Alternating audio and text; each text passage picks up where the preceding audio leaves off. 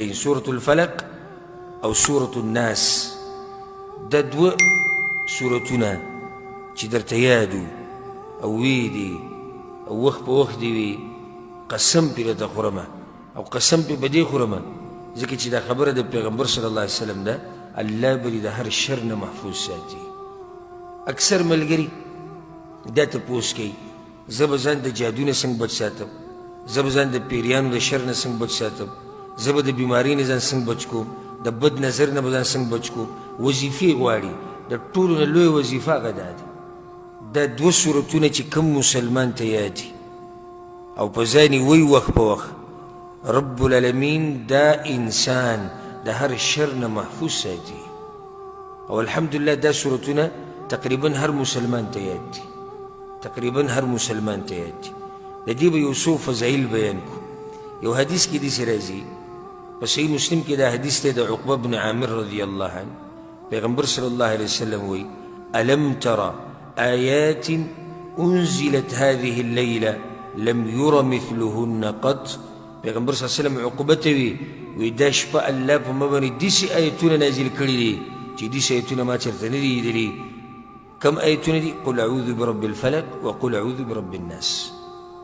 پیغمبر صلی اللہ علیہ وسلم وی دیسی آیتون ما ندی دی وزگور دی حدیث تقول که دام دا عقبہ بن عامر دی اگوی چیزه دا پیغمبر صلی اللہ علیہ وسلم سر روانو ما او ما دا اگه دا سورلی دا پڑی نیولیو روان کرده مو دا اگه دا سورلی می روانه کرده و واگی دا اگه پلاس کیوی وی پیغمبر صلی اللہ علیہ وسلم ما تاوی چی یا عقبہ الا ترکب عقبہ رازه ما سر سور شبه دی سورلی بانتی فأشفقت أن تكون معصية وزينك يناستم پر سور لیبانی زرکی می داو چی دا بگونای لیکن چی پیغمبر صلی اللہ علیہ وسلم دو مروچیت انسان دے زو سنگ دے سر پیو سور لیبان دے کینما نو ذکر نکی ناستم وی بیا پیغمبر صلی اللہ علیہ وسلم دے سور لین را کشو او ضرور او ختم نو بیا پیغمبر صلی اللہ علیہ وسلم پر سور لیبانی سور شو وی ما تیوی چی یا عقبا یہ تو گور وکی دے ألا أعلمك سورتين من خير سورتين قرأ بهما الناس وإيه عقبا دو سورتون يتوانا خيما چه پا آغا سورتون که غور سورتون لی چه داخل کی تلاوت که غور سورتون غور ویماوتوی چه بلا یا رسول الله یا رسول الله وی خیرات دا خودی لوی فایده دی چه دو سورتون غور سورتون غور تلاوت خلق چه کم تلاوت که اگر طولو که غور داید فأقرأني قل أعوذ برب الفلق وقل أعوذ برب الناس پیغمبر صلی اللہ علیہ وسلم ماتوی چاگه دو سورتون دایتی ور صرف پا دی اکتفا و نکڑا وی ثم اقیمت الصلاة بیاد منزد پار اقامتو شو اقامت چکلو شو پیغمبر صلی اللہ علیہ وسلم ورمخ کی شو فتقدم رسول الله صلی اللہ علیہ وسلم فقرأ بهما پیغمبر صلی اللہ علیہ وسلم ورمخ کی شو او امامتین پر دو سورتون را کرا بیای و تا گورا اگا فضیلت پا دیزی که ورخکارکو چی پا دی دو سورتونو باندی سی جلو کو امامتی ورکرا وی بیا پا ما باندی تیر شو پیغمبر صلی اللہ علیہ وسلم گورا دی یو حدیث کی گورا سو پیری فضیلت بیان شو دو پیری یو پیر خوتوی دا گورا سورتونی دویم پیری سی جلو کو منزکی پا امامتی ورکرا وزگورا وی بیا زناسون پیغمبر صلی اللہ علیہ وسلم پا ما بانی تیر شوی ما توی چی کیف رأیت یا عقیب سدی خیال لی عقبا اقرأ بهما كلما نمت وكلما قمت دا دو سورتون وایا هر کل چی ودکیگی او هر کل چی رپاسی امام نسائیم دا حدیث روڑا دا امام ابو داود امرا وڑا یو حدیث کی دیس رازی دام دا عقبہ بن عامر دا پیغمبر صلی اللہ علیہ وسلم ویلی ان الناس لم يتعوذوا بمثل هذين خلق چی دا شرنا پناہ غواری پا اللہ پوری او پناہ نیسی پا اللہ پوری دا شرنا نو دا دی دو سورتونو پشان تعویذ دا نشتی دو سورتونو پشان غور چانا دی ویلی قل اعوذ برب الفلق وقل اعوذ برب الناس یو حدیث کی دیس راجی دا امام نسائی روڑا عقبہ بن عامر گورا اندک صحابی دی یو صحابی تا پیغمبر صلی اللہ علیہ وسلم پر دیر و موقع باندی دی سورتونو فضیلت ویلی او ما تاسو لک سات مخکې وي دا چې بار بار پیغمبر د دې صورت فضیلت وایي د دې دوو صورتونو خو دې کې کمالات دي که نه. عقبه بن عامر وایي زه د پیغمبر صلی الله علیه وسلم سره روان وم په لاره باندې، په دیزې کې ورسره روان دی، اول ته ورسره څه و په سورلۍ باندې سور شوی و. وایي زه ورسره روان وم، ما ته وایي چې یا عقبه قل، ای عقبه ووایه. وایي ما ورته وایي چې ماذا اقول، څه ووایم؟ فسکت عني، پیغمبر صلی الله علیه وسلم غلی شو. وی بیا ما ته وایي چې قل، لږ ساعت بعد بیا ووایي. وی ما چې څه ووایم یا رسول الله؟ وی راته وایي چې وایه قل اعوذ برب الفلق. وی بیا راته وایي چې وایه. وی ما چې څه ووایم یا رسول الله؟ وی وایه قل اعوذ برب الناس. وی تر دې چې دا صورت بیا ما ووایي، وی پیغمبر صلی الله علیه وسلم ما ته ووایي چې چېرته یو سوال کوونکي داسې سوال نه دی کړی لکه څنګه چې په دې صورتونو کې دی، او که چېرته چا پناه غوښتې ده د الله نه، نو داسې پناه یې نه ده غوښتې څنګه چې په دې صورتونو کې غوښتی شوي ده. دا دومره اوچت صورتونه دي. یو حدیث کې داسې راځي، امام نسائی رحمه الله راوړی دی، په هغې کې دا دي یو صحابي دی ابن عابس الجهني، پیغمبر صلی الله علیه وسلم دې صحابي ته ویلي دی ابن عابس ته، وی ابن عابس ألا أدلك بأفضل ما يتعوذ به المتعوذون. اے ابن عابسة تا ته هغه څه ونه ښیمه چې په هغې سره انسانان پناه نیسي په الله پورې د هغې په ویلو باندې، او دا غوره معوذات دي او دا غوره تعویز دی.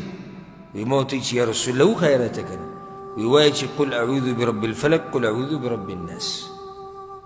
امام مالک رحم الله روایت راوړی دی، امام بخاري هم راوړی، امام ابو داود هم راوړی، امام نسائی هم راوړی، امام ابن ماجه هم راوړی. په هغې کې دا دي عائشه رضی الله عنها وایي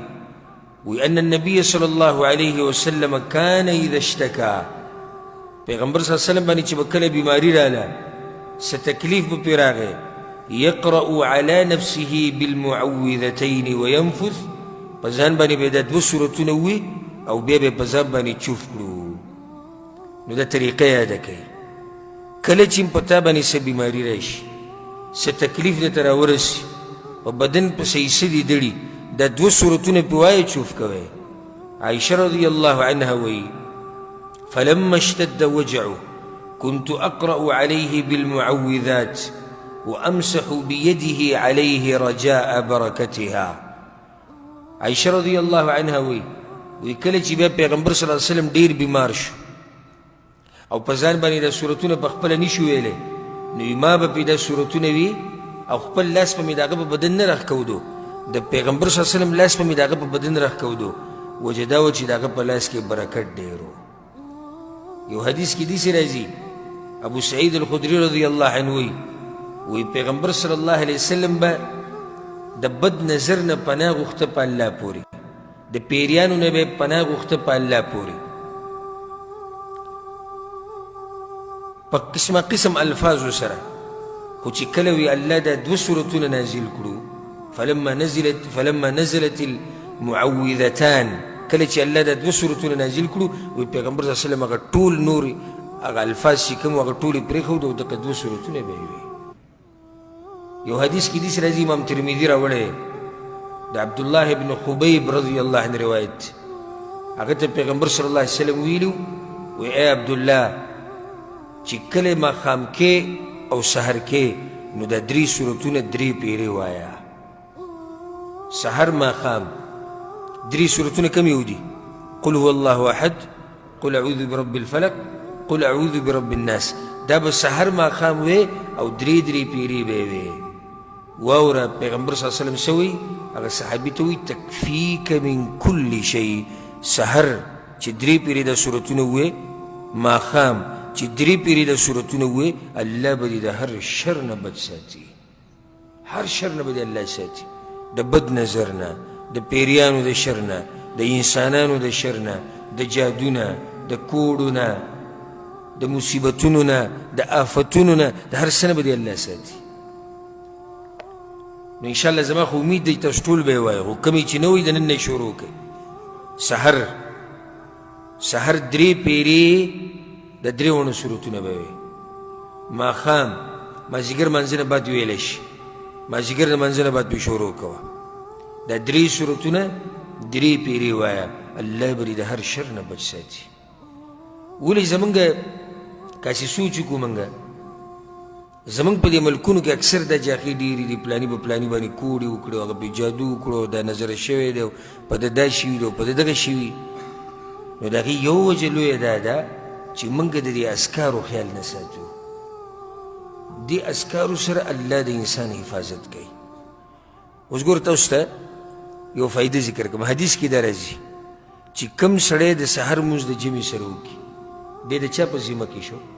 د الله په ذمه کې شو حدیث کې دا دی چې کوم سړي سحر مونځ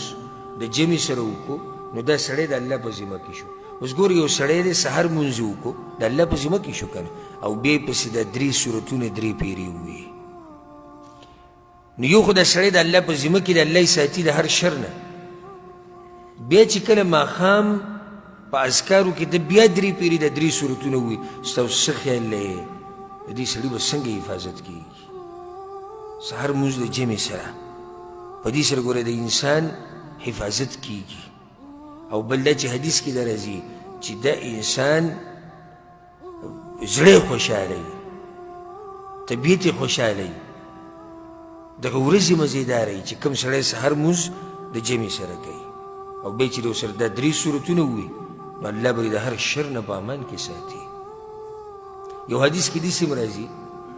چې پیغمبر صلی الله علیه وسلم په صحیح بخاري کې روایت عایشه رضی الله عنها وایي پیغمبر صلی الله علیه وسلم چې به وده کېدو دا 3 سورتونه به یې ووایي او بیا به یې چوف کړو په څه کې په دې ورغوو کې په دې لاسونو کې به یې چوف کړو او بیا به یې د لاسونه په دې بدن باندې ټول راخ کودو د کوم ځای پورې چې به لاسونه رسېدو دا کار به یې 3 پیرې کوو نو دا فایده په ننني درس کې یاده کوي دا 2 سورتونه او د دې سره سوره اخلاص یو ځای کا دا به سحر وموې او دا به ماښام وموې څو پیرې 3 پیرې د شپې چې ویده کېږي نو وایې په لاسونو کې چوف کوه او بیا په خپل بدن راکاږه او دا کار به 3 پیرې کوي چې بیمار شي والله د هر مسلمان د بیمارۍ نه په امن کې ساتي او کوم چې بیماران دي الله دې روغ صحت ورکړي چې کله د تم څه تکلیف راغی په دې پسې مه ګرځه چې پلاني پسې ځم ځان پې دموم او پلاني پسې ځم ځان پې دموم غوره دم موږ ته پیغمبر صلی الله علیه وسلم ښوولی دی هغه د 2 سورتونه په ځان وایي د پیغمبر طریقه ده که اکثر مخکې تېر شو عایشه رضی الله عنها څه وایي وایي پیغمبر صلی الله علیه وسلم چې یو بیمار شو څه چل به یې کوو دا 2 سورتونه به یې وي او په ځان به یې چوف کول نو په کوم ځای چې دې تکلیف وي په هغه ځای لاس کېږده او بیا د 2 سورتونه وایه او په ځان یې چوف کړه انشاءالله الله به دله شفا درکوي ګوره پیغمبر صلی الله علیه وسلم باندې په صحیح بخاري کې دا روایت ته په نورو کتابونو کې مشتي چې پیغمبر صلی الله علیه وسلم باندې جادو شوی او جادو پې چا کړی یهودو پې کړی لبید ابن الاعصم هغه به پیغمبر صلی الله علیه وسلم باندې جادو کړی